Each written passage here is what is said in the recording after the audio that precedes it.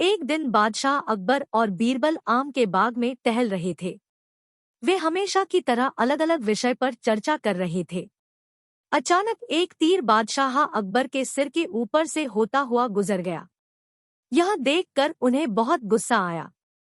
वे सोचने लगे कोई व्यक्ति उन्हें मारने का प्रयास कर रहा है। उन्होंने अपने सिपाहियों को आदेश दिया कि तीर चलाने वाले को पकड़कर मौत के घाट उतार दिया जाए। देर बाद दो सिपाहियों ने एक लड़के को घसीटते हुए राजा के पास ले आए, जो बहुत डरा हुआ दिखाई दे रहा था।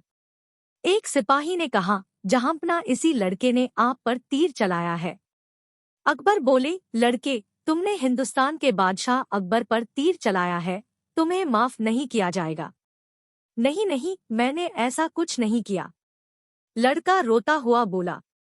अकबर ने अपने सिपाहियों से कहा, इसे उसी तरह मार डालो जिस तरह इसने मुझे मारना चाहा। इसे पकड़ो और इस पर तीर चलाओ।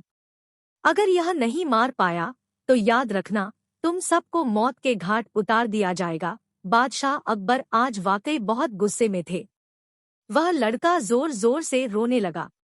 उसने कहा, जहां पना, मैं आपसे माफी मांगता हूँ। मेरा विश्वास करे कि मैं आपको मारने का प्रयास नहीं कर रहा था।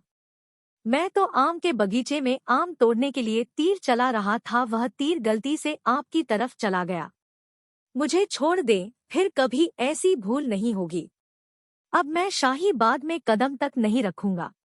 लेकिन बादशाह अकबर कुछ भी सुनने को तैयार नहीं थे। उन्होंने निर्दोष लड़के की फरियाद अनसुनी करके उसे मारने का आदेश दे दिया। बीरबल जानते थे कि इसमें उस लड़के की कोई गलती नहीं है और अकबर उसे मारने का हुक्म सुनाकर उचित नहीं कर रहे हैं। उन्होंने उस लड़के की जान बचाने का निर्णय किया। वे किसी के प्रति अन्याय नहीं सकते थे। तभी सिपाहियों ने लड़के को आम के पेड़ से बांध दिया। जब एक सिपाही उस पर तीर चलाने लगा तो बीरबल ने उसे रोक दिया। यह देखकर अकबर को बहुत बुरा लगा। वे बोले, बीरबल, तुम्हारी इतनी मजाल कि तुम मेरे आदेश में व्यवधान डालने का प्रयास करो।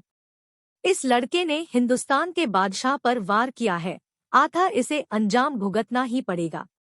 बीरबल अपने दोनों हाथ जोड़ते हुए विनम्रता पूर्वक अकबर से बोले, जहांपना, आपसे माफी चाहूंगा, परंतु यह तो अन्याय है।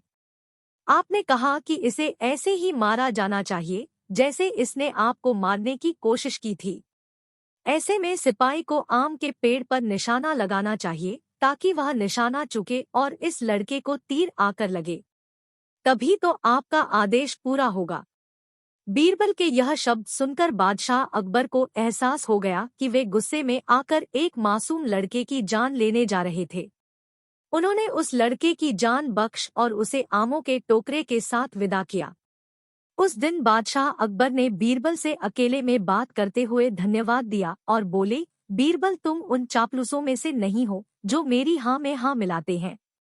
आज तुम्हारी वजह से उस लड़के की जान बच गई, वरना मेरे हाथों एक बेगुनाह का खून हो जाता। यह सुनकर बीरबल मुस्कुराने लगे।